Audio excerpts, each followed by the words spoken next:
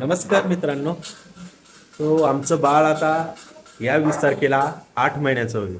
आम्ही कोळी लोक बाळ 6 महिन्याचं झालं ना की लगेचच त्याला मच्छीची खिचडी वगैरे बनवून देतो. सो इतके दिवस त्याला मुशी माशाची खिचडी देत होते. आज योगिता त्याला खास पापलेटची खिचडी बनवणार आहे. चला बघाच तुम्ही. पापलेट एकदम बारीक 4 पीस केलेले आहेत आणि ते बॉईल करणार. हे भात आहे शिजवलेलं. सो टॅमॅटो आहे क्रश केलेला, हा लसूण आहे, हळद, जिरं आणि कोथिंबीर. तर आता ती जिऱ्याचा तडका देत आहे. हे टॅमॅटो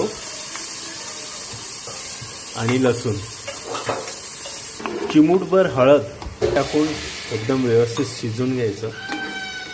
थोडीशी उकळी आल्यानंतर मग त्यात आपण पापलेट सोडूया. चिमूटभर गरम मसाला. तो मित्रांनो आपले पापलेट एकदम शिजलेलं आहे. ते जे 4 पीसेस आहेत ते आपण बाहेर काढूया. पापलेट एकदम स्मॅश करून घेतला आणि आता टाकून घेऊ. टाक ग. आपण बनवलेलं ते थंड करून घेतलेलं आहे आणि आता मिक्सरच्या भांड्यात टाकून घेत आहे योगिता. मुलांची वाट बघतोय त्या जेवणाची. त्यालाही भूक भरपूर लागलेली आहे. आज पापलेट, मुरणा तुला पापलेट खायला भेटणार आहे. मृणू, ए मृणू, वा वा, मस्त मस्त.